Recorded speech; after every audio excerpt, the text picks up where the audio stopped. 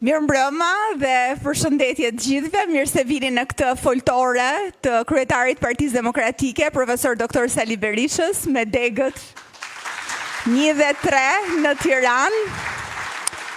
Gjithashtu në prag edhe të protestës së 10 shkurtit, sot do të keni mundësi që dëgjoni kryetarin e partisë, por edhe të bëni komentet, pyetjet, sugjerimet tuaja për këtë situatë politike ku ndodhemi. Më lejoni që të prezantoj edhe panelin sot. Kemi nga dega 1 kryetarin Feta Hasanaj, nga dega 3 Gzim Demushi, gjithashtu me ne në panel kryetari drejtuesi i Departamentit Shëndetësisë, zoti Ilir Ali Mehmeti. E ftoj në podium zotin Ali Mehmeti të mbaj fjalën e tij.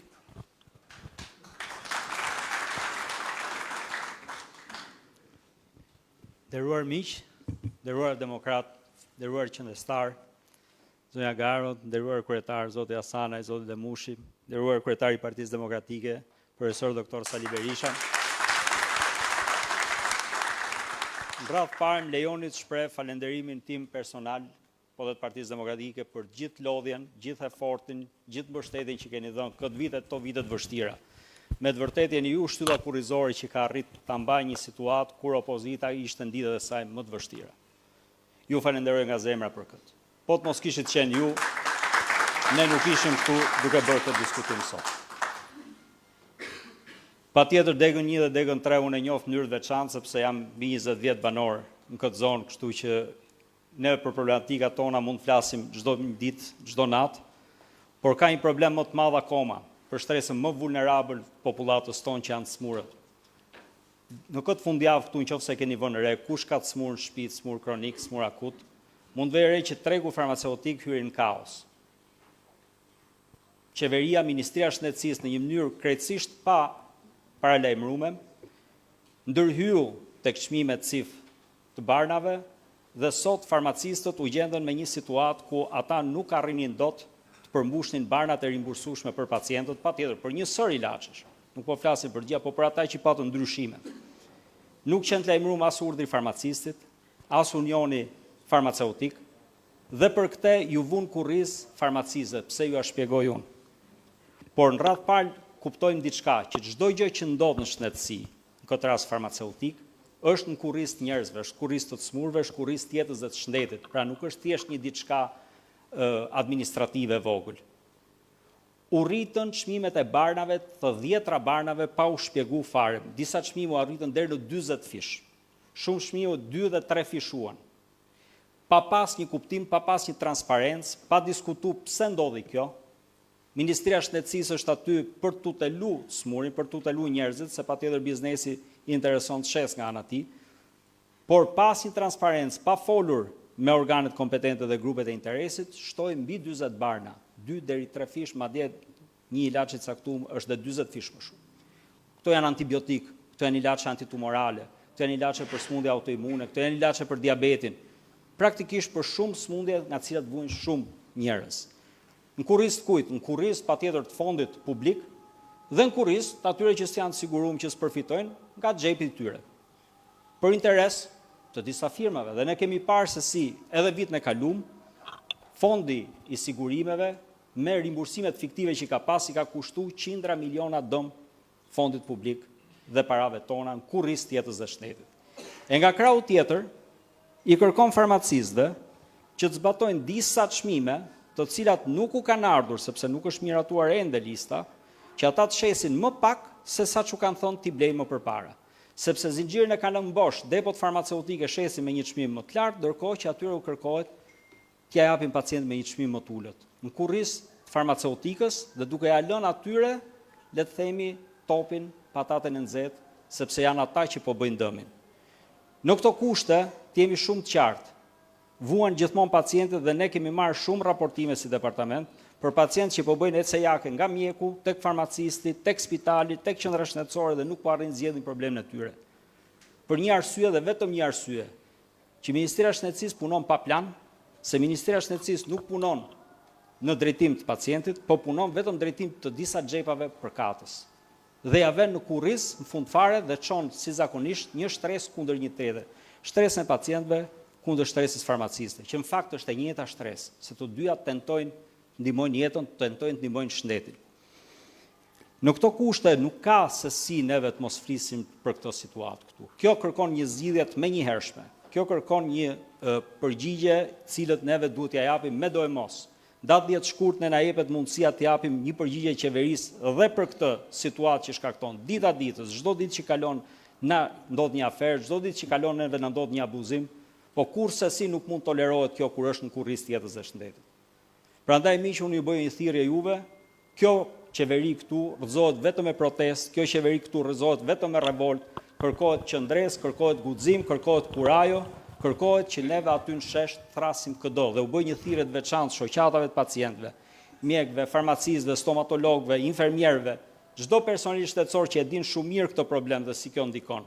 Të jenë aty me ne. Datë 10 shkurt ju presim shesh, sheshi tregon kush është opozita, sheshi tregon se si Edi Rama mundet, sheshi tregon të ardhmen e Shqipërisë. Faleminderit.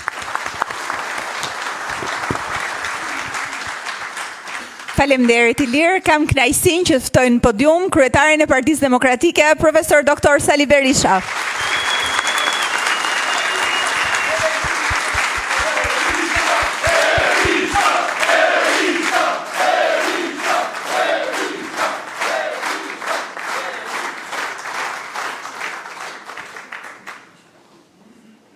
Të dashur demokratë dhe demokratë të pranishëm sot në këtë salë, ju përshëndes me përzemërsinë më të madhe ju, përshëndes të gjithë anëtarët dhe mbështetësit e Partisë Demokratike të degëve tuaja të Tiranës dhe të mbarë Shqipërisë. Të dashur kryetar të degëve, zoti Ilir, Floriana, faleminderit shumë që keni ardhur në këtë takim. Ne mblidhemi në një kohë ndër më kritiket për vendin dhe për shtetin shqiptar.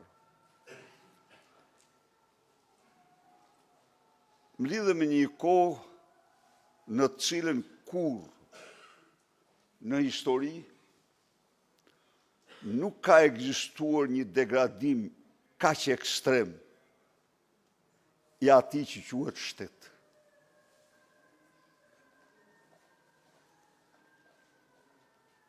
Degradimi, degenerimi në kuptimin absolut të fjalës i karakterit dhe moralit zyrtar dhe ligjor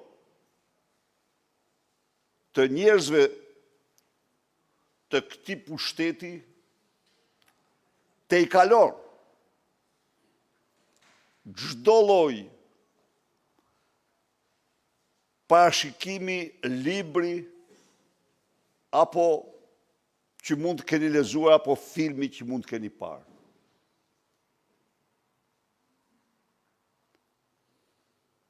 Ne që kemi jetuar në dy diktatura, ne bëjmë krahasime. Dhe ja u thëmu që me memorien tonë kur s'ka ekzistuar në Europë një diktaturë e zezë si ajo Enver Hoxhës. Por ju garantoj se në disa aspekte dhe jo të pakta, ky regjim sot është më shkatrimtar për qenjen shqiptare se sa ç'ishte regjimi më i parë. Miq, këtu në flas me njerëz politik, flas me njerëz që kanë vite, dekada që merren me politikë. Dhe është jashtëzakonisht e rëndësishme që mesazhet ne t'i përcjellim tek çdo mik, tek çdo mikesh, tek çdo antar i familjes, tek çdo i ri. Degradimi i këtyre pushtetarëve ka kufi vetëm qiellin. Do t'u jap një shembull.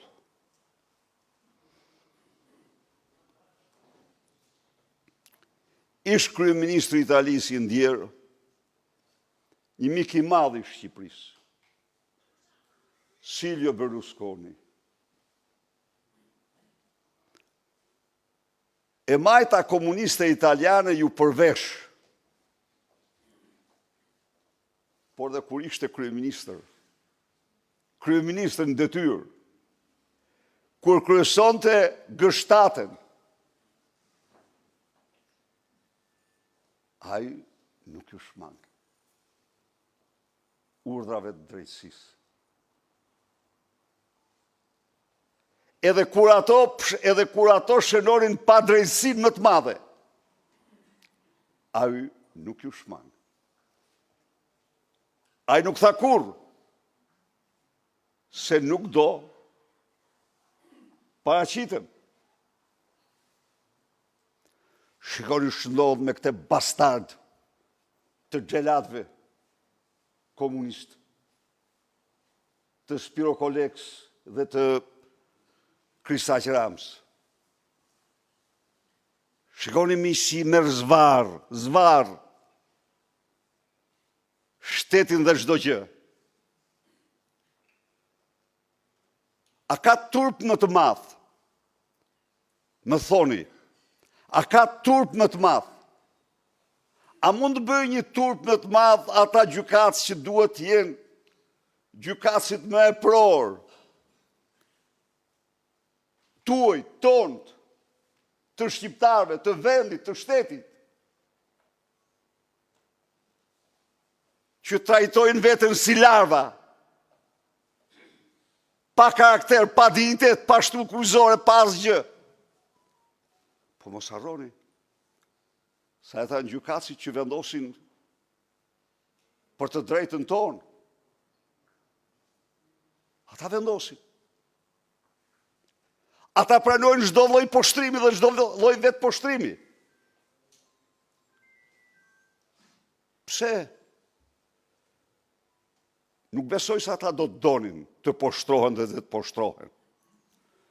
Por ata kanë degraduar në shkallë nga Afrika dhe të merri që kanë, nga diktati i Edi Rams.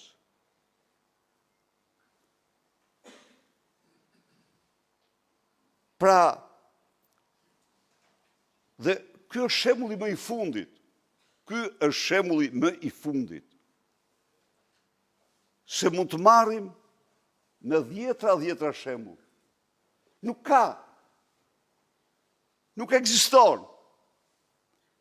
Në literaturë, nuk ekziston në realitet Zyra Agasi. Jo.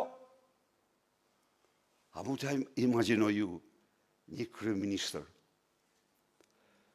që ka në varësi policinë, ushtrinë, shërbimin informativ, të mbaj një zyrë krimi, ku të thrasë ministrat, të thirrën gjykatësit, të organizohen vritje në sheshet e pushtetit, siç ishte ajo e aeroportit, ati delinkuentit Dani, a ju vra nga komandos të policisë. Shifrin jatë skenë. U vra nga komandos të policisë. E vrau Ergjys Agasi. E vrau Edi Rama.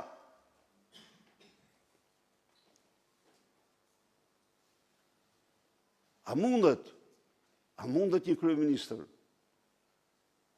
njëri i ligjit, njëri i fuqisë ekzekutive, të mbaj një zyrë krimi mrapa dhe tjetë nga janë të dalë paraqitet para qytetarëve dhe të bisedojë të bëj, nga ana tjetër, heq rrobat e kryeministit, vesh rrobat e Ergjys Agasit dhe vazhdon akte të tilla, akte me të cilat bën ligjin. Aty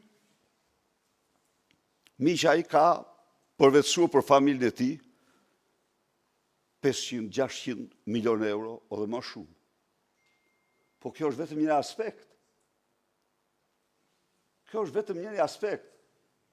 Aspekti tjetër, më i zi, më i pa imagjinueshëm, është se njeriu që siguronte këto, organizaton vrasje, ngarkonte dhe shkarkonte ministra,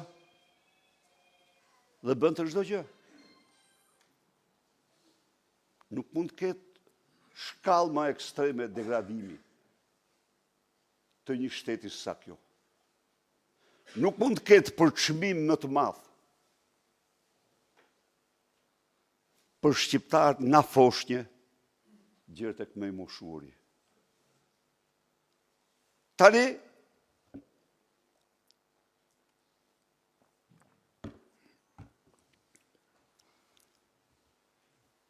me qëndrimin që mban, na thot që ju se ekzistoni. U thot shqiptarëve që nuk ekzistoni. Se unë nuk pyes as për ligj, as për drejtësi. Unë kam vazhduar të vjedh dhe do të vjedh sa të kam fuqi.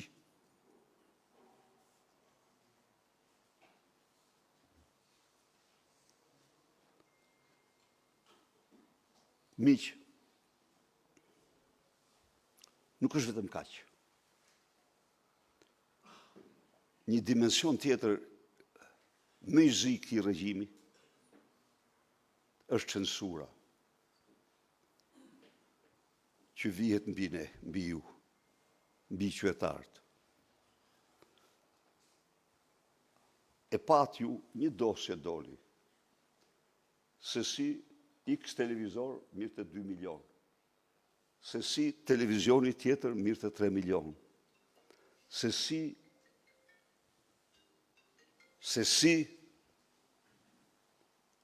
media tjetër mirë të 4.000 metra tokë, e tjerë me radhë. Shikoni. Në qoftë se analizoni, sot qytetarët shqiptar janë më të mirë në raport me censurën në mënyrë absolute se në vitet e diktaturës. Pse? Pse do thoni ju? Jo. Në vitet e diktaturës së pari nuk ishin një ushtri mediash që mashtronin nga mezi gjerë ndark, ishte një. Zëri i popullit, televizionin shtetëror, Radio Tirana. Po për fat mirë, ishte Zëri Amerikës, ishte Radio Vatikani dhe ishin një seri tjerë organesh që u thonin çdo natë vërtetën shqiptarëve. Është kështu. Dhe ti vërtet mund të dëgjoje RTS-n, por ti dëgjoje edhe Zërin Amerikës ndark.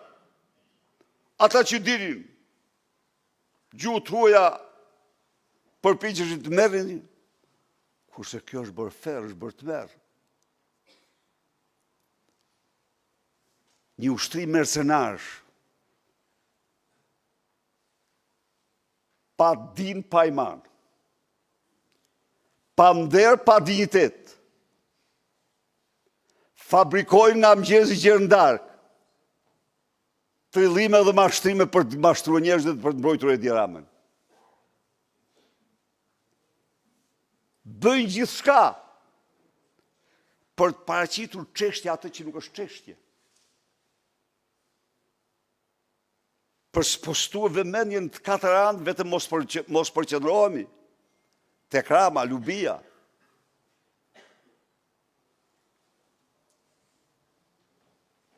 Fshehin çdo të vërtet. Glorifikojnë të keqen. Dëgjoni se çfarë lajme. Nga më absurdët. Vendi i tij ishte në Davos. Nuk e pranoi. Nuk e pranoi. Mediat e tij nuk iku se priti çiftin presidencial. Çifti presidencial ishte në Davos. I kupton çfarë janë këta, më thon. Pra, Ju e kuptoni. Por problemi mos të harrojmë një gjë. Do ta kuptojmë ata me cilët rrim gjithë ditën, me cilët bisedojmë çdo ditë. Nuk ka se si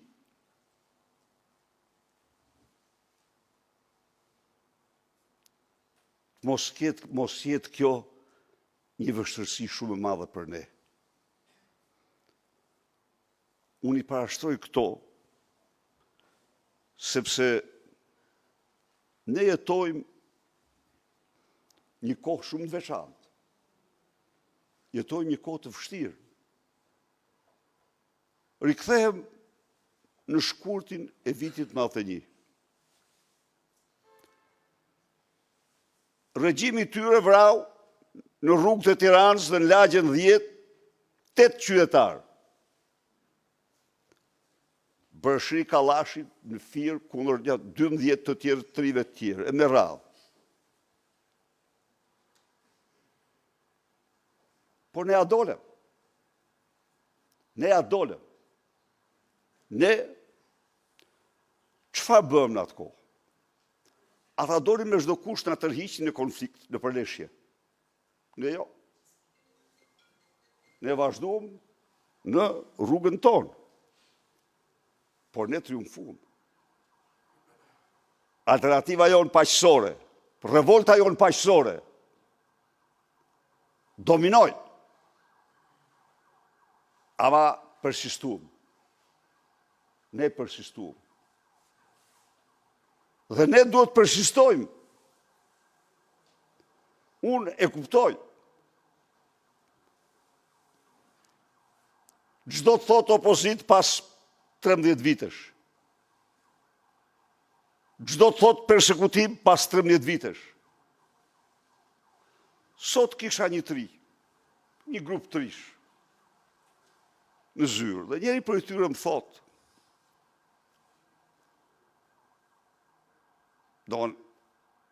po diskutonim, dhe më thotë, doktor thotë, them vërtetën, thotë, unë nuk pyeta, se çfarë mund të pësonin, jo unë, po edhe prindët e mi, nga tatimorët e tyre, nga policia e tyre me radhë. Çfarë tregonte kjo? A e ndjente mjedisin shtypës që kanë vendosur, po idealist ama. Jo, tha, unë nuk pyeta. Dhe ne kemi shumë nevojë të arrijmë në këtë konkluzion. Çdo shqiptar. Pse e them këtë? Ka një faktor të tretë, madhor të këtij regjimi që vepron kundër opozitës. Se ky regjim nga mëngjesi në darkë, mbijetesën e bazon tek sulmi ndaj opozitës. Dhe ai përpiqet me të gjitha mënyrat të kompromitoj, të korruptoj opozitën dhe opozitar. Një kryeministër që vepron në këtë mënyrë është një armik i egër i pluralizmit, i demokracisë dhe i vendit. Ai meriton çdo lloj ndëshkimi. Po. Një regjim që shton zgjedhjet, procesin më etik të një shoqërie të lirë, në fars meriton çdo përgjigje. Po, është leksion i historisë. Një regjim që bën grushteti, se kjo që ndodh, ky është grushteti. Ky ka gjetur aty disa njerëz pa karakter, pa imagjinueshëm, domethënë. Unë nuk po i marr si individ, po ju them vje keq kur e them fjalën, po llumë njerëzor si ata nuk ka. Dhe jo se e bëjnë për veten e tyre, por se nuk kanë kur të drejt ta bëjnë si përfaqësues në gjykatën më të lartë të vendit. Kur s'mund të bëjnë ato që po bëjnë për hir të Edi Ramës. Duke shtruar gjykatën në strofullën e fundit të hajdutëve. Çfarë morali ka këtu? Pse e marr prapë këtë? E marr këtë vetëm për të arsyetuar së bashku se cila është shkalla ekstreme e degradimit të këtij shteti. Dhe sa toksik, sa i rrezikshëm është ky çdo ditë ndaj nesh. Por kthehem prapë. Në rast se pra, me grusht e shteti që ka bërë, meriton çdo lloj përgjigje. Në rast se, me shtrimin në fars të zgjedhjeve, meriton çdo lloj përgjigje. Po pse? Pse thoni ju? S'ka legitimitet. Jo, s'mund të qeverisë. Një kryeministër që ushtron zgjedhjet në fars, s'mund të qeverisë një ditë të vetme. Jo. Mandatet i ka krim. Mandatet e tyre janë mandatet e krimit. A e keni pas i rrinë aty? Si shtrohen të gjithë në maskat lubis. Në kafe s'lan gjë pa e sha. Aty vendosin maskën, sikur s'janë. Pra, këto janë të vërtetat. Por, ne nuk jemi parti e dhunës, ne jemi të përsaktuar parti që s'marrim kur pushtetin ndryshe veçse me votë. Historia jon,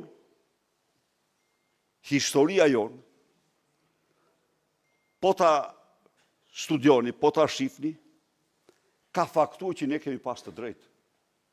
Alternativa jon është e drejtë. Ne kemi fituar në kushtet më të vështira dhe unë ju garantoj se ne do fitojmë kësaj here. Po, do fitojmë, jo vetëm do fitojmë, po do bëjmë përgjegjës të gjithë këtë narkonomenklaturë që shkelmon dhe poshtron shqiptarë dhe varfron çdo ditë.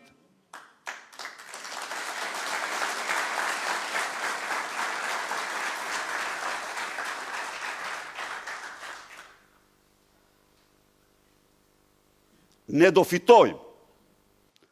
Dhe në mënyrë absolute, Lubi Balluku, Edi Rama dhe të gjithë pushtetarët që janë pasuruar duke u vjedhur ju, do shkojnë atje ku kanë vendin dhe pasuritë e tyre do u kthehen ju. Do u kthehen ju. Dhe ato janë miliarda. Ato janë miliarda. Po. Ato janë miliarda. Ju garantoj se ne do vendosim sistemin më transparent për parat tuaja dhe për pronat tuaja, pronat publike. Pronat publike janë pronat tuaja. Çdo metër katror publik, çdo ndërtesë publike është pronë e qytetarëve.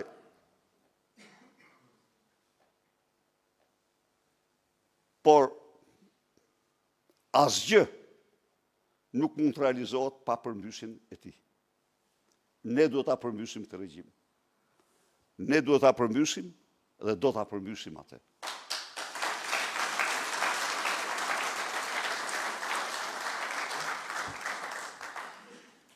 Kjo kërkon nga ne që në këtë errësirë censure që përjetojnë njerëzit, të jemi me debatet tona, me shpjegimet tona, pikëtar të vërtetës, të mbrojmë të vërtetat tek qytetarët shqiptar. propaganda e ti për hap nga mëngjesi gjërëndar, thrillime, mashtrime të pafundme.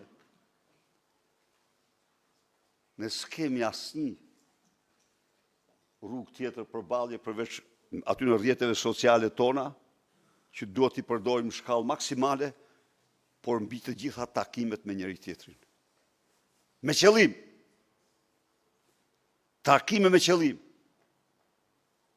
Debate me qëllim. Në mënyrë që të ndriçojmë mendet e njerëzve. Ju thonë,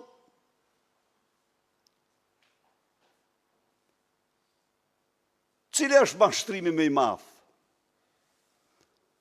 Mashtrimi më i madh është kur flitet për zgjedhje. Kur zgjedhje nuk ka. Ka fars. Ka fars. Ju garantoj se po të kishte zgjedhje. Në 2021 Partia Demokratike ishte në pushtet. Ju garantoj se po të kishte zgjedhje. Në 2025 Partia Demokratike ishte në pushtet. Mund të me kundërshtojnë në njeri, thot, po dale, po dale. Po çfarë shtyu atë t'jap 2 miliard euro 2 ditë para votimit? Të falë gjitha gjobat dhe kamatat që ishin mbi 2 miliard dhe që interesonin 200.000 familjeve. Demokrat. Kur mos u gaboni. Mos pranoni të mashtrohi. Ka patur jo një, po disa nga miqtë tanë, demokrat, që më thonë, mos e thuj se na dekurajon se Edi Rama nuk bën zgjedhje. Jo, kjo është e vërteta më e madhe, kjo është alfa nga e cila duhet fillojmë. Sepse ai bën fars. Ai bën fars. Pra, dhe në fars, ai s'ka legitimitet. Ne do të kthejmë zgjedhjet. Ne do të kthejmë zgjedhjet. Dhe zgjedhje me Edi Ramën nuk kanë qoftë se nuk e largojmë. Pse i them këto? I them këto për të kuptuar se cili prej nesh, vështërsitë që kemi përpara, objektivin që kemi përpara dhe realizimin e tij. Realizimi i këtij objektivi kërkon veprimtari gjithanshme tonë. Sot nuk kemi më luksin të punojmë me program që këtë 2 muaj do bëj këtë, pas 2 muajve do kapte, jo. Tani do punojmë gjitha drejtimet. Koha është shumë e pamëshirë. Na fton ne të bëjmë gjithçka të shtojmë radhët tona. Të bëjmë çdo gjë. Por 3x3 Partinë Demokratike. Me njerëz me moral. Koha është e idealistëve. Mos keni kur keqardhje për ata të cilët bjerrin moralin e tyre dhe shkojnë me krahun tjetër. Jo.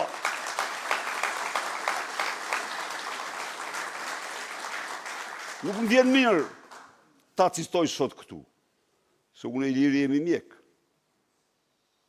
Doktorin e Fierit, e shoh unë atë në televizor. Film rapa, më thonë, po ky i ka dhanë ndërtesën Keshit me Subashtin e Fierit.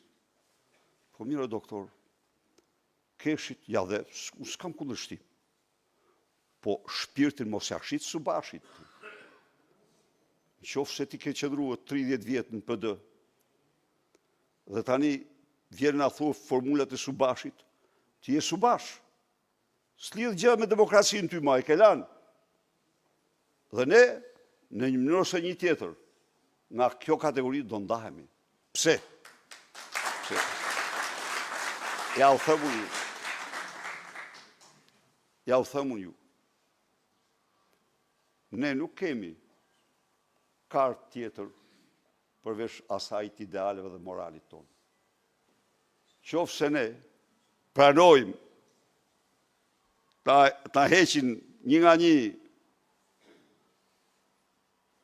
atributet e kartës sonë, ne kush e di ku do përfundojmë, çfarë do jemi. Jo, nuk do jemi, nuk lëshojmë ne atë.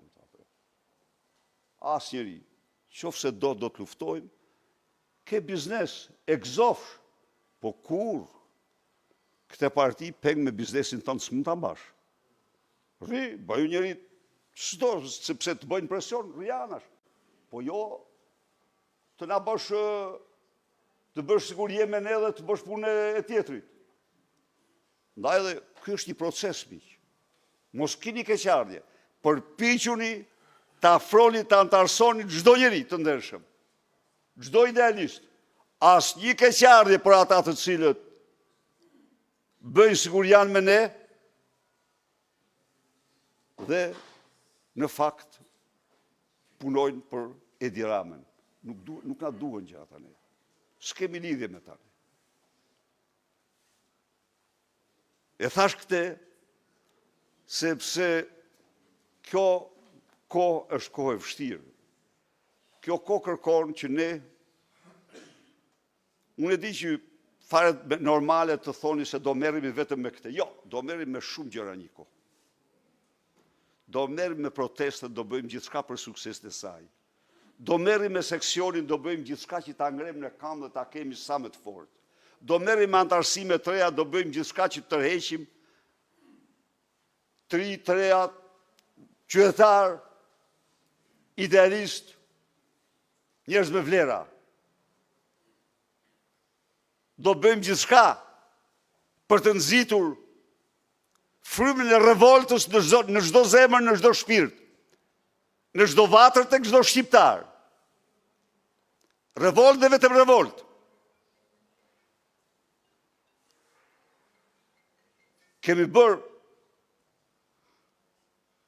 Kemi arritur disa objektiva. Jemi në kilometrin e fundit, prapë them. Jemi në kilometrin e fundit. Asgjë në botë nuk do mund të ndalë marshin ton. Jo. Ndaj dhe me datën 10, qytetarët e Tiranës dhe të mbarë Shqipërisë janë të ftuar për t'i dhënë leksionin e merituar këtij regjimi dhe kreut të tij Edi Rama. Faleminderit.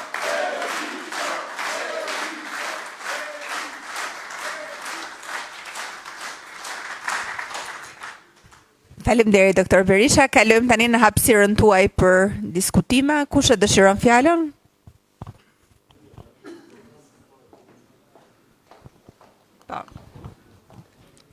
Mirë mbrëma të gjithëve. 1, 2. Faleminderit doktor. Do ta nis me fjalën e fundit që thatë, jemi në kilometrin e fundit. Dhe në emër demokratëve dhe gjithë shqiptarëve, ju falenderoj nga zemra që ju si burr shteti kur nuk e ngritët flamurin e bardhë, edhe kur ju vunë gjithë botën kundër.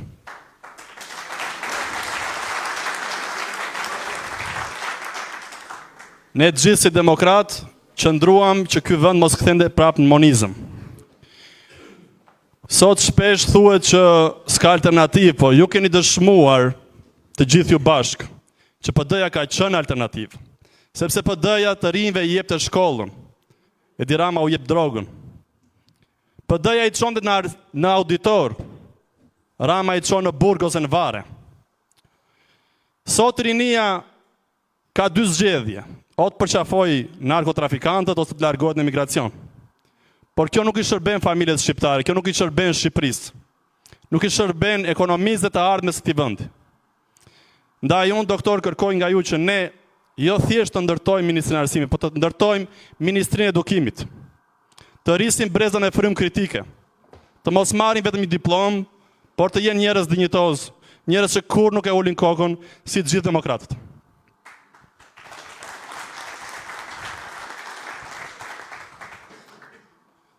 Sot skandalet nuk kanë të sosur.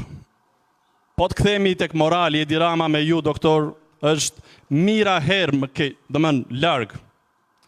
Po kujtoj, ai miku i Ramës që merret me investigime, me media investigative.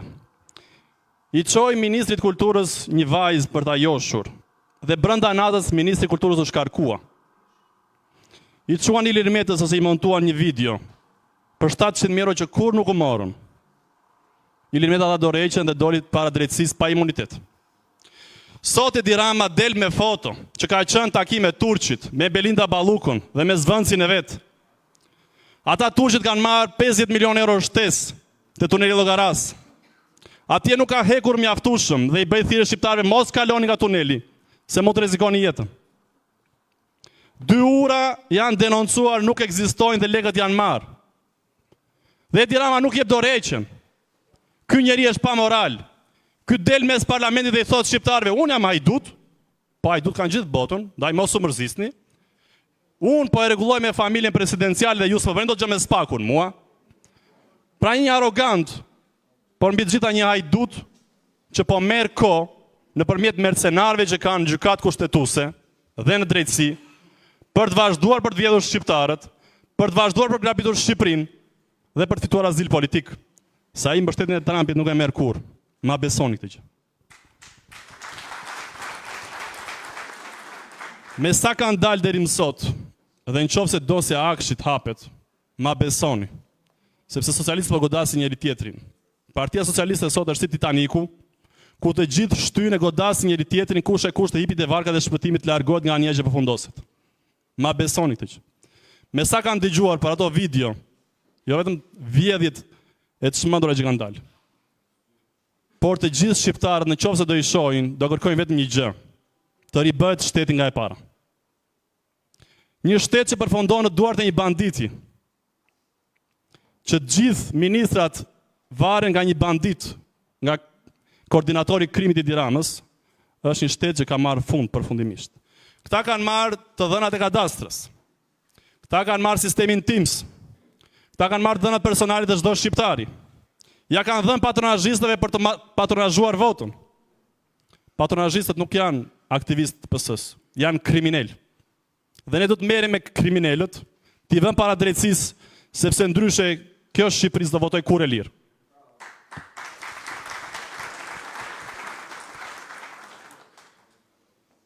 Nuk dua të zgjatem, doktor ju falenderoj shumë, por siç ju e dini, shqiptarët duan proteste qëndrueshme deri në largimin e Edi Ramës. Qëndruam tek Veliaj, nuk e besonin, ishëm shumë pak. Aty në bulevard do jemi 10 ramira, në mos 100 ramira, dhe Edi Rama nuk i ka ditë e gjata. Edi Rama do përfundojë në burg, Shqipëria do të jetë e lirë, shqiptarët do të kthehen nga migracioni dhe ne do i bashkojmë sërish familjen për t'i dhënë çdo shqiptari shanse dhe meritokraci, sepse e meriton që të jetojë lumtur në shtëpinë e vet, në tokën e vet. Ju faleminderit.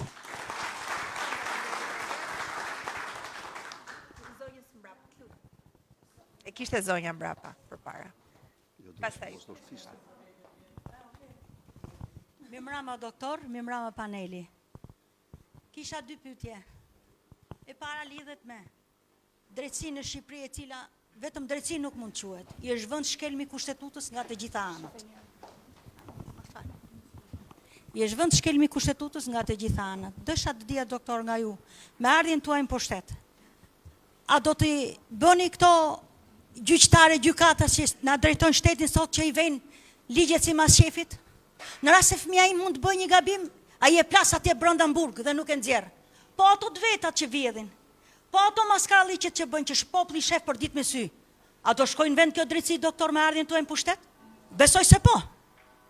Nuk e kam pikën e dyshimit, siç dolën në 91 në shesh, që e hodhëm zvarr atë vulhumburin, do dalim prap me datën 10 shkurt. I bëj thirrje gjithë këtyre njerëzve. Unë jam ndër të parat që kam dalë në 91, jam të rek zvarr nga Garda e Republikës. Shumica e di problemin tim dhe kam qëndruar deri në fund, derisa e hodhëm atë diktator. Ata e hodhëm të vdekur, po këtë do ta tërheqim të zvarr. Dhe pyetjen e dytë, doktore, kisha. Në lidhje me pensionet, a do të ishit ju dakord se ne pensionistët jemi shtresa më vulnerabel, më e vujtura, kur i thonë llafit, që të paktën me ardhin tuaj pushtet, ta çonit njësoj pensionin si që ka Kosova, që as 25 vjetë shtet nuk ka. Këto do desha nga ju. Dhe përshëndes doktor Ali Mehmetin, kur tha fjalën që pari, që kam një javë që unë nuk marrë dot ilaçet sepse bëjnë ping-pong me ilaç. Dhe s'ka se si të ndodhi ndryshe, se ministra e shëndetësisë 2 javë në Angli, 2 javë në Itali dhe qitë përfaqësues, juristin ligjor, juristi mu nuk më sjaron dot për ilaçet. Kështu që unë mendoj që gjithçka ka marrë fund. Prandaj kërkoj nga ju të vej drejtësi me ardhin të pushtet dhe gjithë demokratët i bëj thirrje të dalin shesh me datën 10. Faleminderit. Faleminderit.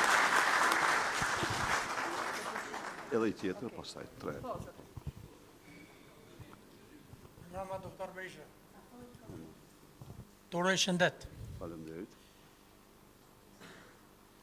Çfarë ka ndodhur dhe po ndodh në këtë shtet e keni sqaru ju shumë. Unë do përqendrohem në gjërat që neve na duhen si riorganizimi, organizimi i strukturave.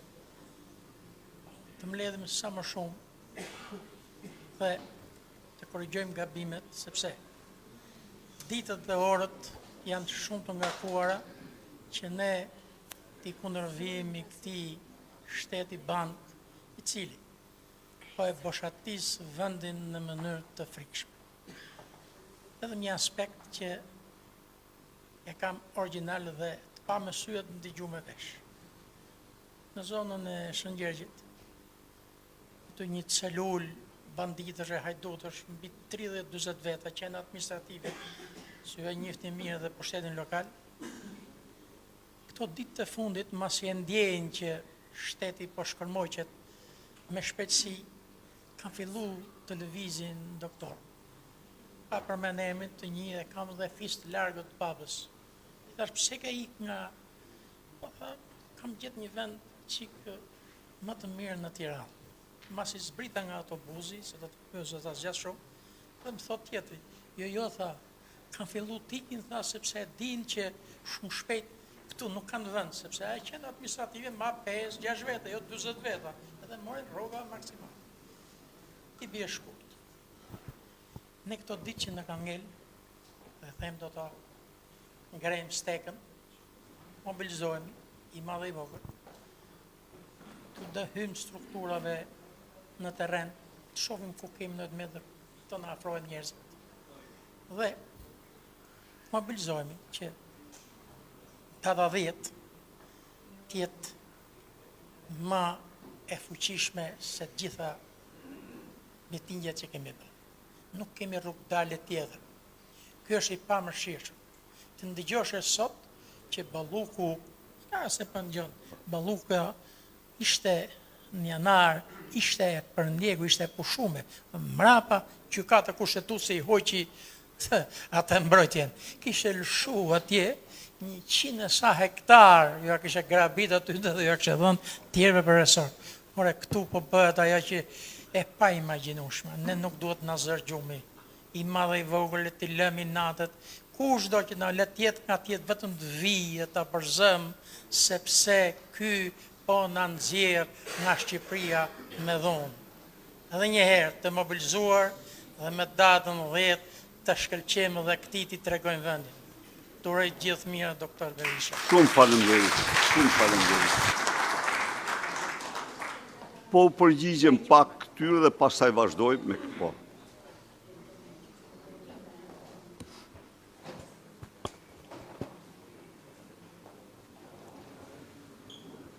Erges, pa diskutim që problemi më themelor sot i yni, problem që kërcënon ekzistencën tonë, më shumë se çdo gjë tjetër, është largimi i rinisë, largimi masiv i rinisë.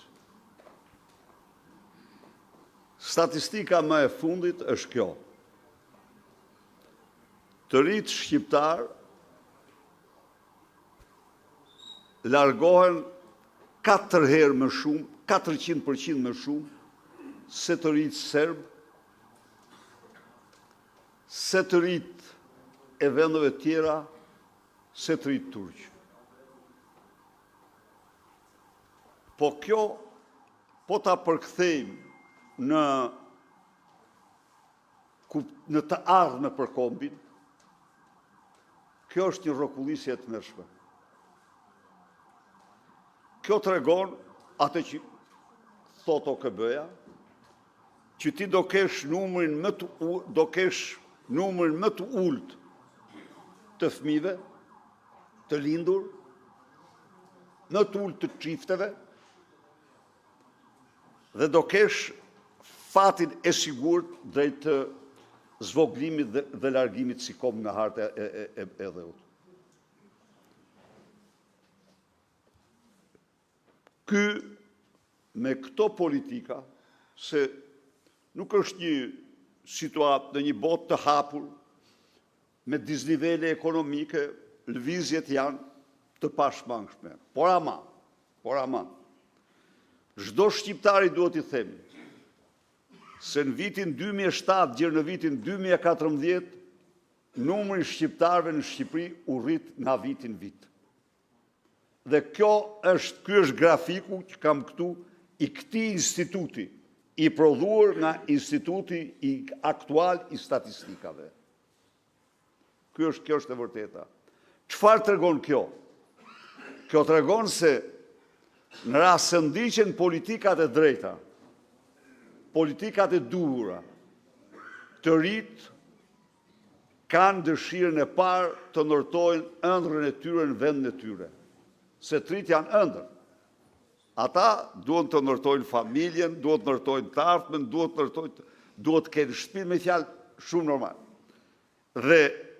Dhe në këtë kuadër ne po shkojmë brenda nofta jo me shumë se 50 vite do jemi ose s'do jemi. Me këto ritme që ecim. Edhe kjo është një thirrje shumë e thellë për çdo shqiptar të shpëtojnë vendin. Nuk ka vend më të pasur, ja u them unë, ju keni shëtitur, keni pa. Ju garantoj që s'keni pa vend më të pasur se Shqipëria. Nuk ka. Ja u kam treguar një herë, takoj në një konferencë ndërkombëtare presidentin e Zvicrës. Ajo ishte një mik e shqiptarëve. Edhe unë kisha shumë respekt për te, sepse ajo kishte ndihmuar Kosovën. Dhe kishte ndihmuar në mënyrë thelbësore. Dhe i them, eftoj të vizitoj. Në bisedë i them se do të shohish në avion një Zvicër me det.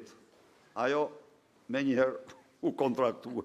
I thash për të ndërtuar, se nuk është. E vërteta është që nga ana natyrore është një Zvicër me det, nuk ka gjë më të bukur. Nga ana nëntoksore ka të gjitha pasurit sa asnjë vend tjetër. Nga ana cilësisë toks e ka më të shkëlqyren. Me një fjalë, nuk gjen një vend të dytë që të kombinoj potencialet dhe pasurit natyrore që ka Shqipëria. Asnjë.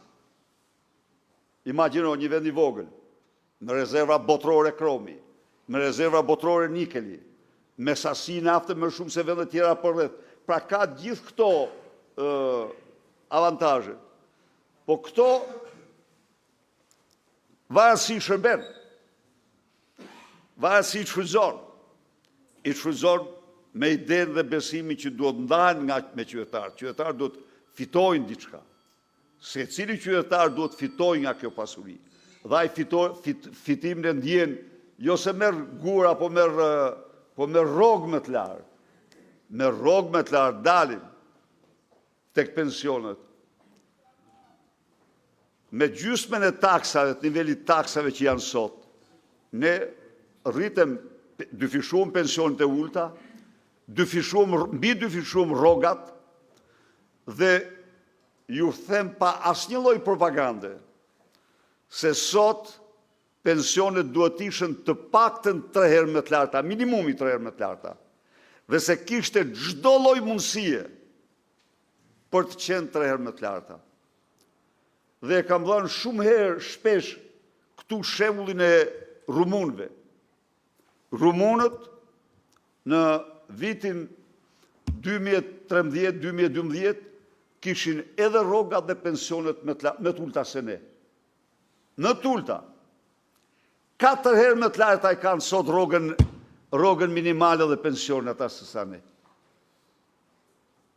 Kurse ky i ndryu, ky i ngriu. Dhe tani ku jemi? Tani pensionisti smerë do t'ilaçet. Smerë ilaçet. Pensionisti e ka të vështirë të mbyllë muaj. Rrogulti e ka të vështirë. Çfarë ndodh? 90% e fondeve të investimit vidhen dhe vetëm vidhen. Ju jeni njerëz të politikës që keni ndjekur politikën. Kujtoni pak çfarë u ndërtue. Në 8 vite rrugë, gjithsej totali i buxheteve ishte 30 miliard euro. Dhe çfarë është ndërtuar në 12 vite me një buxhet prej 67 miliard eurosh. Edhe ato rrugë po shemin, ato që ndërtua ato. Dhe në ato rrugë mos harroni se 100 kilometra të tyre nuk janë paguar, janë me koncesion. Do më thonë, do paguën tani mrapa. Nuk ka vjedh kush kur, si që kanë vjedh këta. Nuk ka krye kush një krim ndaj qytetarëve si që kanë krye këta. Jo. Enver Hoxha kishte paranojnë dhe i fuste në tunele dhe në bunker. Po, nuk ishte kur një sistem si ky. Jo. Jo. S'mund të krahasohen. Edhe Vilën nuk e regjistrojnë emër ti. Diktatori më gjaksor, nuk kishte diktator më gjaksor në Europë sate. Ama Vilën respektoi ligjin civil. Nuk e regjistroi as për djalin as për vete, po e shtetit. Ai jeton në një vilë 57 metër të gjata themelet. Të paguar as 100 darë. Ndaj dhe nuk duhet të pajtohemi kur. Por me që jam të krinia, duhet bëjmë gjithçka në dialog me ta. Duhet të shpjegojmë. Duhet përpiqemi të motivojmë radh par fëmijët tanë. Radh par njerëzit që i kemi afër. Dhe duhet të jenë ata që të jenë energjia më e madhe e Partisë Demokratike dhe e kësaj lëvizje. Duhet të shpjegojmë, janë fatet e vendit në rrezik më shumë se kur. Drejtësia. Cili është problemi më themelor i drejtësisë sot?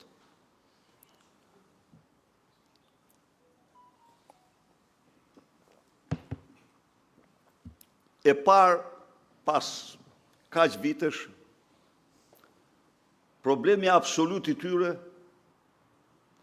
sa ata janë mbi ligjin.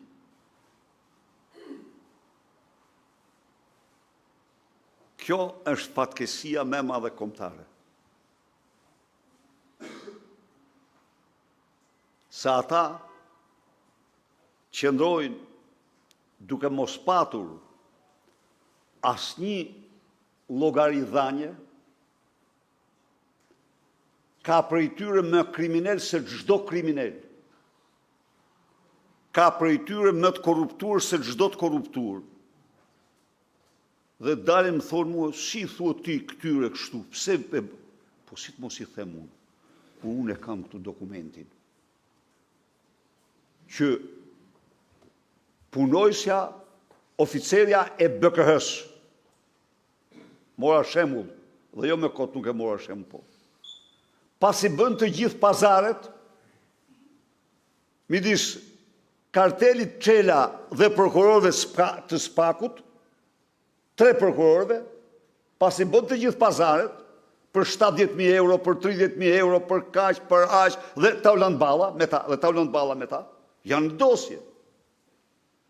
Kjo, në vend që të arrestohet, sekseria e bandës, kjo janë mbath të kunati ambasador në Vjenë, të Fate Velo, që na organizon edhe konferenca ndërkombëtare në Shqipëri, e kuptoni ku jemi? Po pse është në Vjenë ajo? Sepse nuk ishte vetëm ajo, nuk ishte vetëm, kishte tjerë në klub ajo.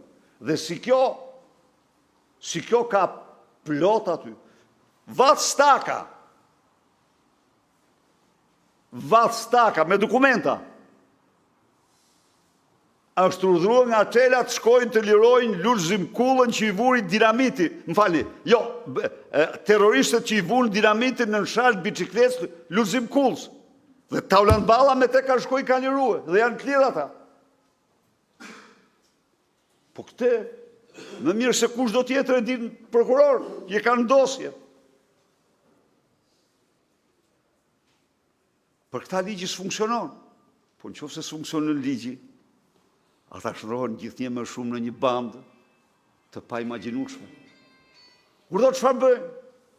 E mbajnë 3 seanca, turprojnë vendin, nuk është problemi për ta. Pa ata turprojnë vendin. Ata turprojnë çdo shqiptar. Larva njerëz. Zguxojnë, edhe e marrin një javë, ta majmë tash se hajduti është një çfarë ti thuash, po? Edhe ta shohim javën tjetër, ja unë se akoma s'kam kriju bindje. I kputu 100.000 euro mrapa Lubia Ryshfetin, edhe ta akoma s'krijova bindjen, unë ta shtym edhe për njëri tjetër. Pra shiko si tallen në një vend am tonë. Ja këta janë. S'ka ndodhur to, ta them të vërtetën am ta, po unë nuk them se s'kishin. Po. Ka një prandaj dhe akti i parë dhe më i rëndësishëm është përgjegjësi para ligjit. Njerëzit që përgjigjen para ligjit, atëherë ose zbatojnë ligjin, ose bëhen subjekt i ndëshkimit për mos zbatimin e ligjit. Kjo është zgjidhja. Por kjo drejtësi me këtë pandeshkueshmëri që ka brenda, po degradon me shpejtësi të rrufeshme. Urdhë gjykata.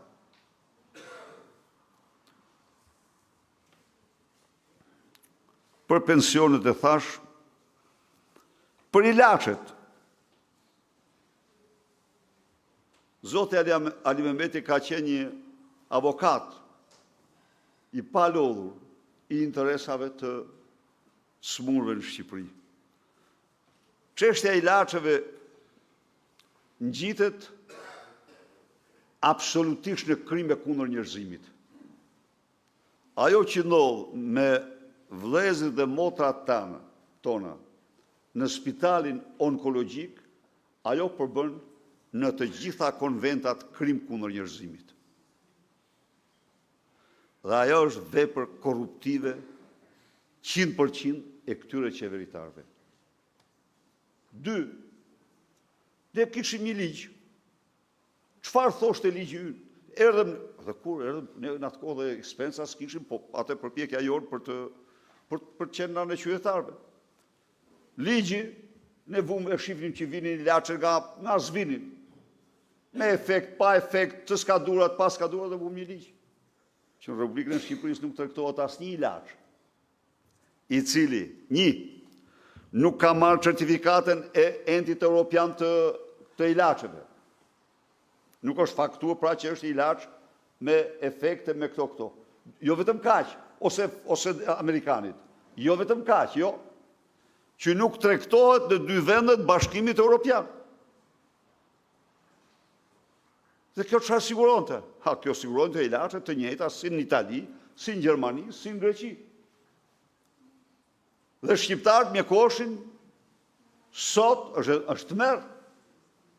Sot që tregun e ilaçeve dominon Tom Doshi dhe Vilma Nushi, këta dy janë balos të ilaçeve, sot lëre që mora vesh se një përqindje e madhe e ilaçeve na vin ka me çanta. Shkojnë dhe i marrin me çanta, i nxjerrin nga magazinat skaduara dhe i fusin në Shqipëri. Dhe masivisht njerëzit marrin ilaçet skaduara me etiketat ndryshuara. Ky bëhet një krim se s'ka vend tjetër që e bën këtë. Ju garantoj që kjo do marrë fund në mënyrë urgjente dhe përsëri ligjin i cili do ndaloj tregtim në Republikën e Shqipërisë të çdo ilaçi që nuk është tregtuar, nuk tregtohet jo në një, por në 2 vende të Bashkimit Evropian.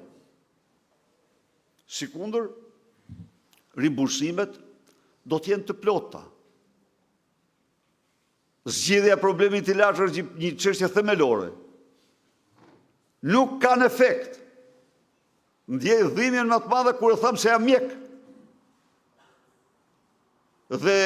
Dhe e kam thënë këtë, e pohoj këtë shumë kohë pasi jam bindur.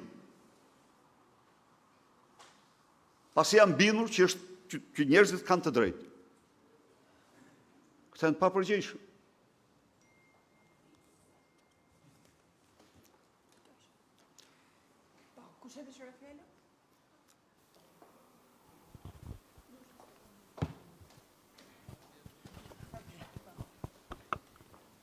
Mirëmbrëma të gjithëve. Unë quhem Arsim Shala. Nuk shoh në jam i përskutu, kom qenë i përskutu, nuk shoh në diçka, edhe sot, po i përskutu kom ngel. Në gjithë lagjen time i kam pusuar punë Edi Rama, vetëm fëmijët e mi nuk u kanë thy, e në Arsim Shala s'u ka thy. Unë du me ditë, edhe për këto shtëpia, që shiftet e reja nuk kanë mundësi me blej shtëpia, çfarë do bëhet, doktor? Ka shku metri 2.000, 3.000 euro metri, çfarë po bëhet? Rrin bësh. Unë nuk e di se si do veprohet me këtë Shqipëri. Nuk e di se si kjo administratë që ka ky i ka pusu gjithë, si do fitojmë ne me këtë. Ky e ka 4.000 veta bashkia, ky e ka bot 22.000 veta, i ka pusu gjithë. Si do fitojmë ne me këtë? Me këtë nuk ka zgjidhje, me këtë ka vetëm nuk e di se si. Nuk di se si ta shpjegoj. Ngelën po të preskutu gjithë jetën. Kaq kisha, jetë gjatë doktor, jetë gjithë i shumë. Faleminderit shumë. Shumë faleminderit.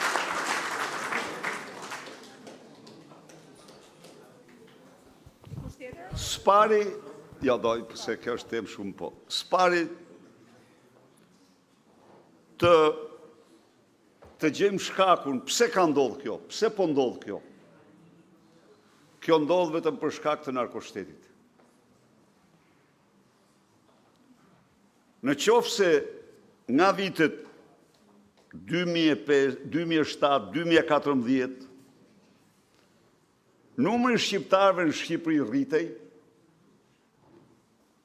do të thotë se të rritë qëndroni në vend, në Shqipëri. Do të thotë se gjeni një vend pune, do të thotë se edhe apartamentin mund të blenin. Me kredi, pa kredi, në një mënyrë ose një tjetër. Kurse sot, asnjë iris mund të ble, duhet punoj nga 50 deri 100 vite për të marrë një apartament. Nuk e merr dot. Pse kjo? Sepse sot tregun e dominon krejtësisht droga. Kullat që ju shihni për rreth janë monumentet e drogës. Dhe ato vinë për t'ja u thjeshtuar. Një mik i imi shkoi diku tek bulevardi i ri, shkova, tha, kishte ndërtuar një ndërtues, një pallat të madh, shumë të madh. I them, po, kjo kaq të madh, si e me shitjet. Kam shit të gjitha. Shik e shit. Kanë ardhë çunat. I kanë ble me kate çunat. Po, kanë ardhë çunat, i kanë ble çunat. Vën drynë dhe ikin. Po që i kanë ble, jo, s'kam nevoj për fare për të shit asë gja. Me këto që kam shit, kam fitu ato që më duhesh e jam rregull tani këto tjera që pra e kanë shkatruar tregun në një mënyrë të tillë sa që nuk u lanë alternativë tjetër veç se të ikin njerëzve. Çfarë po sot prita një grup të rish. Më prun dokumenta. Më prun fakte. Çfarë po bëjnë me Knetën, Rama dhe Lubia? Ja kanë dorëzuar drogës komplet. Dëgjoni. E patë si u përmbytën ata? U përmbytën në mënyrën më të dhimbshme. Kneta e Durrësit. Përmbytje qëllimshme. Me çdo lloj mënyre kanal që në mënyrë që banorët të pranojnë të zëvendësohen banesat me pallate, me gataçele, me droge, me para droge.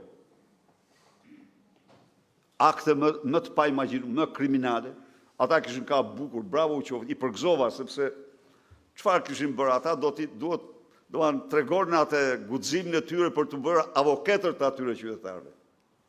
Kishin mbledh dokumenta, kishin mbledh fakte. Nuk flisin pa, ata flisin me projekte, me të gjitha. Një zonë të tërë, si ta bëjmë mirë që ta shtim në dorë, ti përmbysim e ti thonë që këtu sjetohet, këtu zbëhet.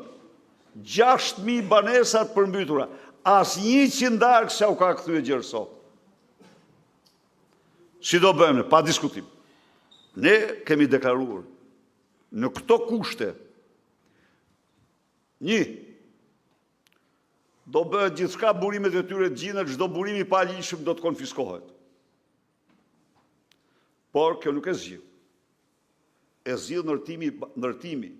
Shteti do të ndërtoj, do të investoj shumë në banesa sociale, gjersa tregu të normalizohet, të rive do ipen kredi, do ketë kredi për çdo çift të ri në mënyrë që ai të mund të ndërtojë jetën në Shqipëri.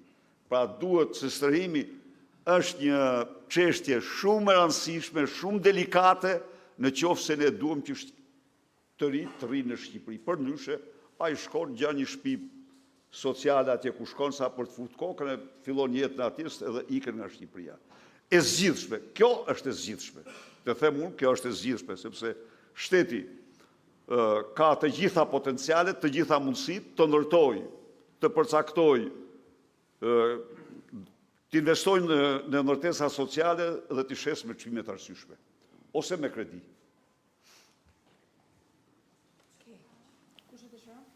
Përshëndetje, Flamur Shollaku, njësia 3.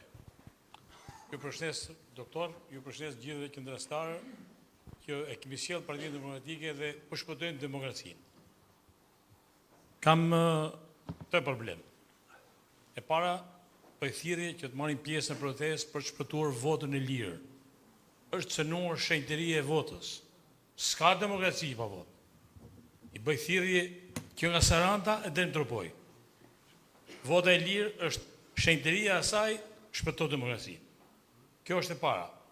E dyta, e kanë për rrugën e Arbërit. Tuneli i ka dhënë shenjat dhe i kanë prunë fotot se është i rrezikshëm për të kaluar dhe vërtesh i rrezikshëm. Unë jam dhe inxhinier gjeolog dhe e njoh shumë mirë atë linjë. Por ka një problem tjetër që nuk e bëjnë publike. Ura e Vashës. Nuk lejohet kalojnë makineritë me tonazh të rëndë.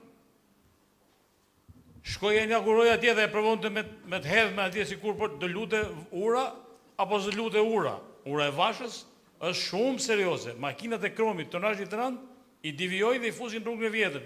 Kjo rrugë e vjetër është më keq se rrugë traktori. duhet të ecet për këtë punë. Tjetër, pse duhet vinë në protestë? Vlora e para. Ka shkatruar Vlorën nga çdo institucion. Pasuritë e paluajtshme të Vlorës i ka fut gjitha materialet në përthas, në kundërshtim me ligjin për arkivat, të cilat nuk hapen më dhe ato zhduken si materiale, janë për qëllimshme. Ka sjell zyrën e Shkodrës, e ka sjell në Tiranë. Zyrën e Kavajës në Tiranë. Pra i ka shkatruar nga arkivi manual. Pra ne duhet dalin në protestë të gjithë, të shpëtojmë demokracinë. Çfarë ndodh me gjykatën? Meqense jam dhe në atë linjë. Të vini te gjykata e apelit është e tmerrshme. Nuk bëhet gjyq pa prit 3 orë. Më kanë thënë që kanë dasë zyrat e gjyqtarëve në dysh, se s'ka kurrë gjyqtarët. Me atë vendimin për hartën e gjykatave. Shkatroi Korçën, që Korça e ka gjykatën para Tiranës. Shkatroi gjykatat e Vlorës, shkatroi Shkodrën, pra të vish nga Thethi të bësh gjyq Tiranë. Pra, këto janë pa qëllimshme, janë gjitha të qëllimshme, nuk ka asgjë pa qëllim, janë strategji e plot këta. Pra ne protesta duhet të marrin pjesë, se s'bën. Çfarë kam për Tiranën? Nëse Tirana nuk zgjen dhe duhet të zgjen, se është momenti kritik për ta shpërtuar demokracinë. Dhe konkretisht njësia 3, njësia 1 është më e madhe se ne. Duhet të vlojmë dhe të jemi shesh ashtu vërtet me atë pajësorën, le të na sulmojnë ata. Le të thonë ata, s'keni dalë, nuk keni thyer, nuk keni bërë, por i ka kap paniku. Dhe unë do të përmend në 2 momente panikun e Edi Ramës. Në Lushnjë, një qytetar ju ngrit dhe e ndërpreu bisedën se kishte hall mos ngrishi dhe të tjerët. Kjo e vërteta. Tjetër, në Vlorë, çfarë ndodhi në Vlorë? Kishte 9 takim në orën 11 me një komisioner të Evropës që vjen në lavdron tuaj, sikur nuk i kuptojmë në këtë çfarë bëjnë. Sovjetur, domethënë, diplomat, vjen ata titull e diplomati, po çfarë rëndësie ka? Ishim mbledhur për të ardhur në orën 11. Nuk e mbajtëm kamët për të ardhur në mbledhje në Vlorë. Dhe unë ndiqja se kam dhe miqin në Vlorë, patjetër. E ndiqja hap masapi, nuk shkoj dot. Pra ky është një frikacak dhe është në gjendje të merri dhe paniku. Forcën e kemi ne. Vetëm kjo fjalë që mat këtu, doktori e ka tjetër linjë, por ne kemi të thjeshtë këtë mes. Ne kemi fuqi dhe në ka ardhur shpresë, unë shoh dhe rrjetet sociale si reagojnë njerëzit. Bezimin presin, pas e kam dhe gjë për ta thënë dhe këtu do ta mbyll që mos i bezis, mos harxojmë kohën.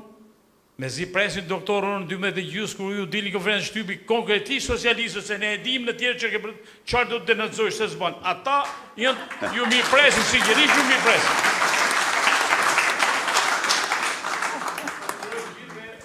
Dhe protesta do të jetë e mrekullueshme sepse ne jemi me shumë shpresë, me shumë besim.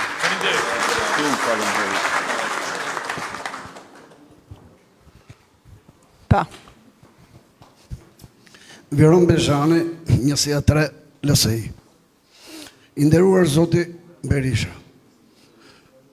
Po i shqetësoj për një problem që mendoj që mund të jetë shumë i madh, pra si dëgjoj kudo që flitet për rinin.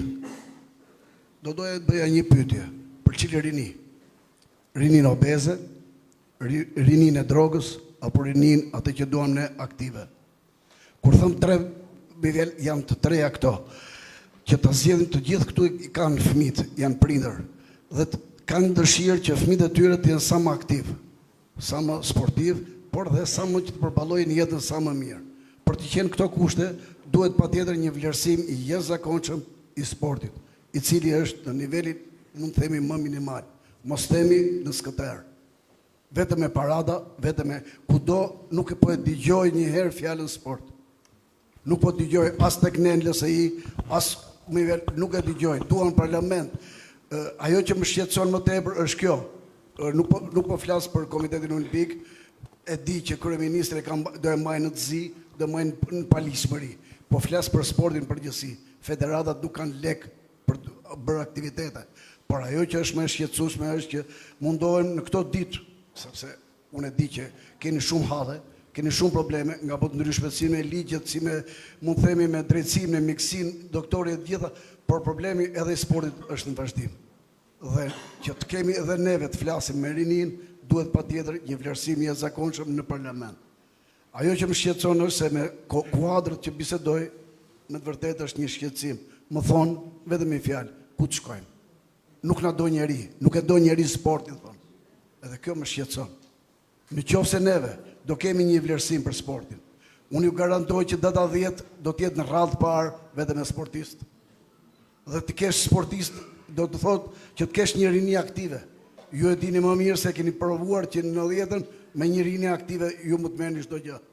Atëherë, a ka mundësi që ta vlerësojmë me gjithmonë sportin? A ka mundësi që me të vërtetë ta ngrejmë të zë, që të ngrejmë edhe bindjen te kuadrët, tek ata miq që ka mund që me të vërtetë duan të bashkohen, por kanë frikë. Nuk na do njeri, thot. Nuk po dëgjoj fjalën sport kërkun. Por ama dhe këta që të gjithë mund të themi kanë dëshirë që fëmijët e tyre të rriten sa më mirë dhe mund të themi sa më të shëndetshëm. Kështu që kam një lutje në emër dhe të gjithë tyre. Ju falenderit. Shumë faleminderit. Marrim edhe 2 diskutimet e fundit. Kush e dëshiron?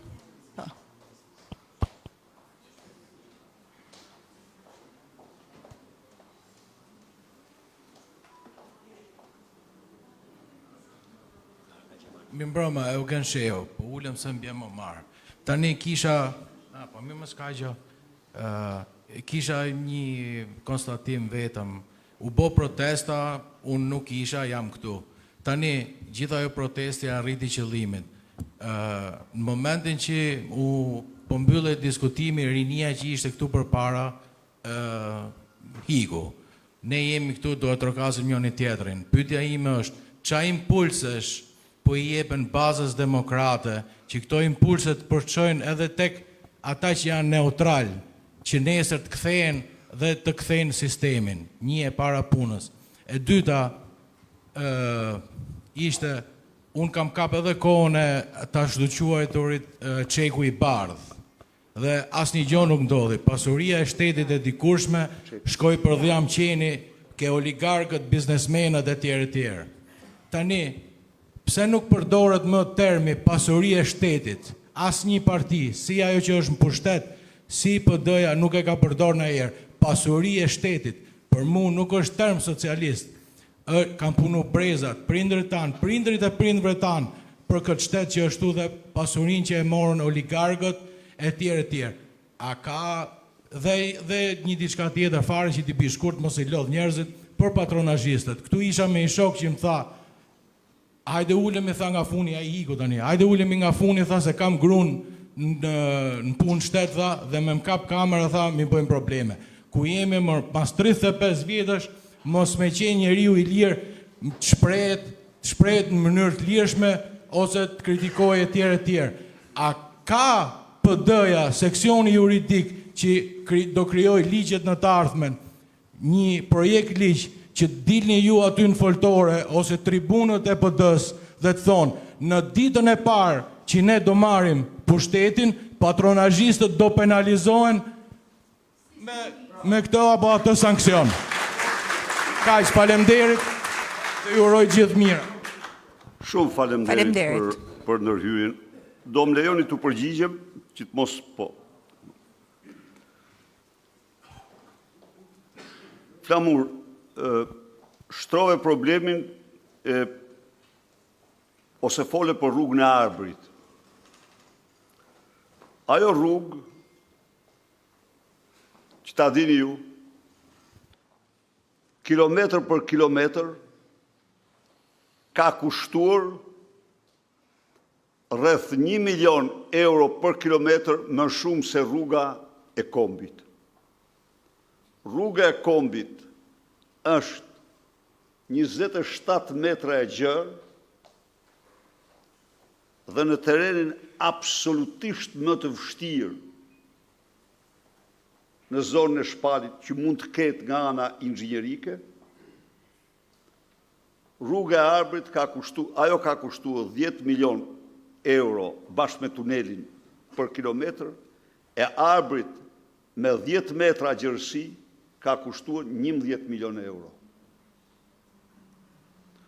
Dhe do më falni, dhe cila është tjetër e vërteta? E vërteta është që ajo rrugë do kishte përfunduar pa asnjë dyshim para vitit 2013, po pse u nërpre? Dhe çfarë bën këta? U nërpre sepse projekti, supervizori ju dërguar për ekspertizë, projekti ju dërguar për ekspertizë, dhe një kompani shumë serioze daneze na tha që tunelin nuk mund ta çponi aty ku është parashikuar, sepse aty është zonë zhavori dhe ujë. Nuk mund ta çponi.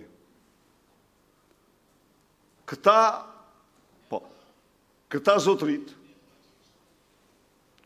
e morën dhe ndoqen pikërisht projektin që ne nuk mund ta ndiqnim, sepse ti nuk mund të bësh aventurier, të shkot parat nuk janë tuat.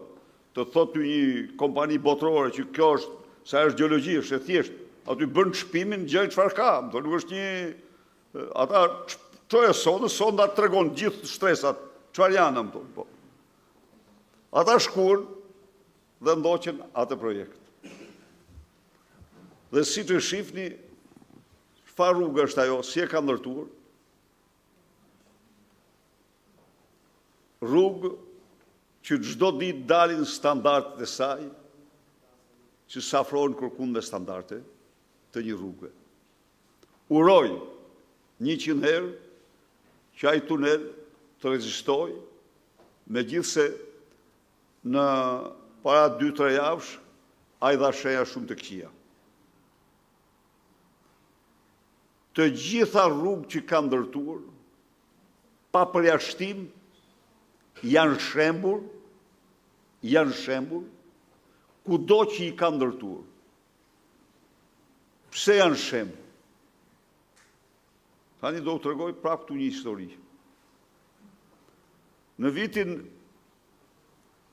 2004, Koço Kokdhima më kërkon takim. Ai ishte socialist i thekur. E takoj. Edhe si shkruajnë gazeta dhe ne denonconim rrugët e Tiranës i bënte, domethënë u dilte kjo thuja asfalti brenda 3 muajve. Edhe më thotë sa lieti si është puna, thotë. Urdhë Koço. Në mënyrë absolute, në qoftë se këta marrin mua 20% rishfet, rruga nuk del kur rrugë. Të vërtetën. Se këta u kanë marrë ndërtuesve, se tani sigurisht ndërtuesit janë të përgjegjës për ato, edhe ata se s'ka gjë më të mirë, rrugët kanë 2 vite gjithsej që janë, edhe janë shem në mënyrë të paashtuar. Janë shem sepse s'është bërë asnjë përforcim skarpatesh, i kanë lanë si ti kanë hapë tjerë, s'po hym në atë çështje tani po.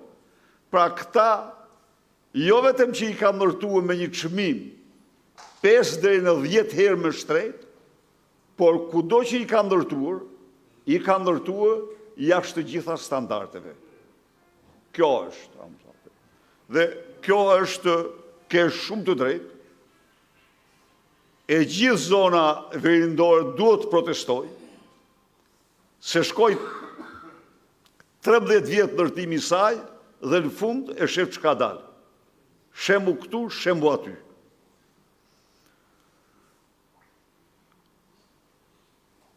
Po kështu,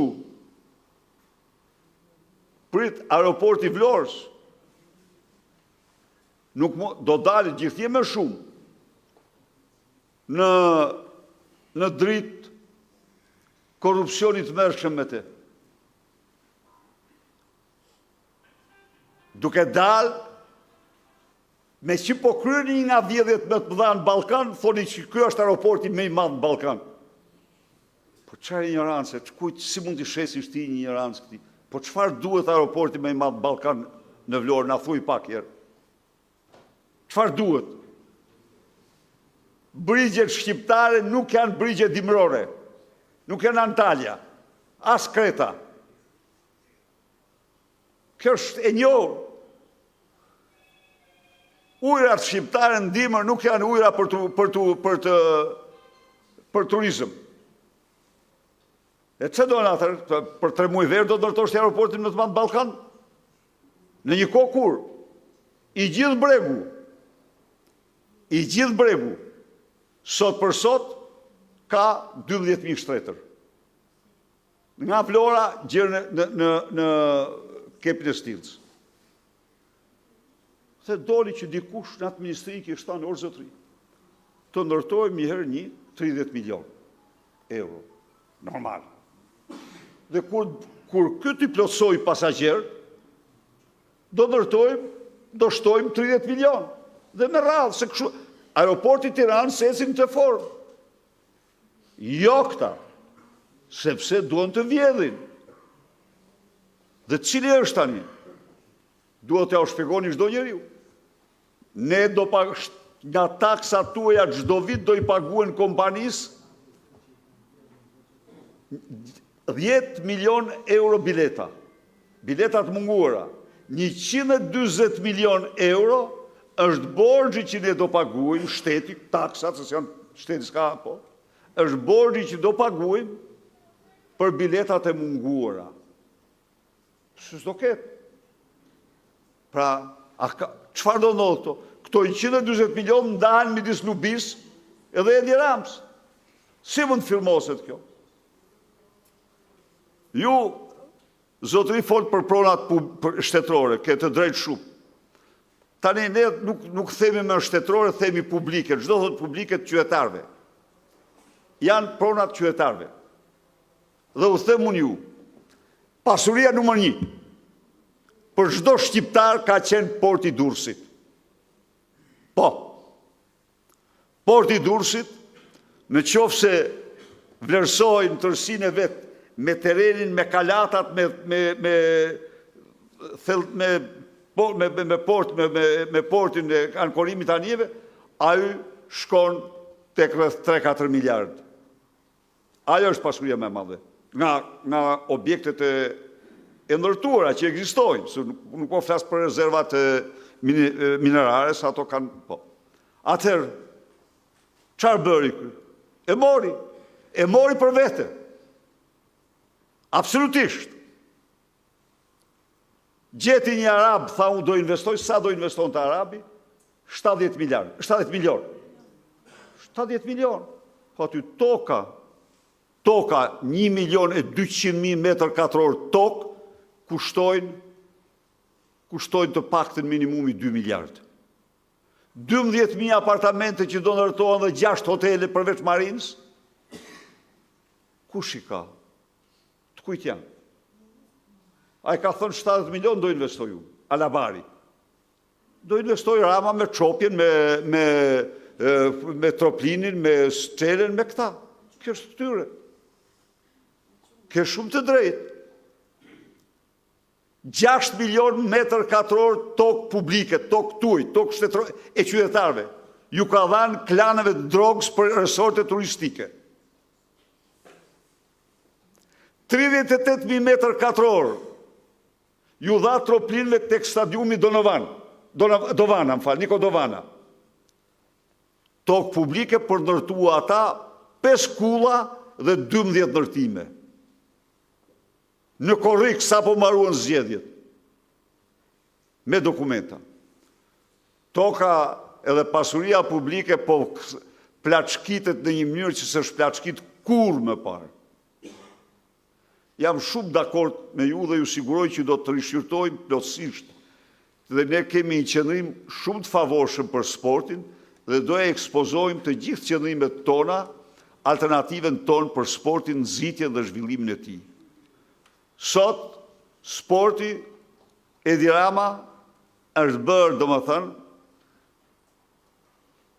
i dha vllaut vetë, 38.000 metër katror tokë, me 3 vendime, tokë të privatëve, të reparteve ushtarake, ligji. Ligji detyron shtetin që çdo pronë që del nga inventari i shtetit, i kthehet në radhë parë pronarit. Ky ja kthevi vllaut të vet, edhe e nxori për vllaun e vet nga inventari dhe ja dha vllaut të vet Olsi Rams. Kjo është e vërteta. Dhe ky është i vetmi interes për sportin. Është të merë. 5 milion euro është buxheti basketbollit në Kosovë. Kosova jep për basketbollin 5 milion euro.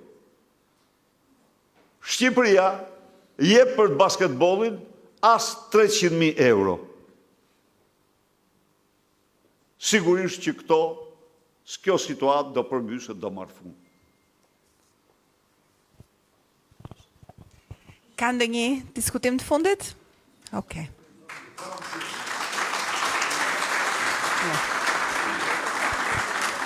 Ju falenderoj shumë edhe ju ftoj tani gjerë ditën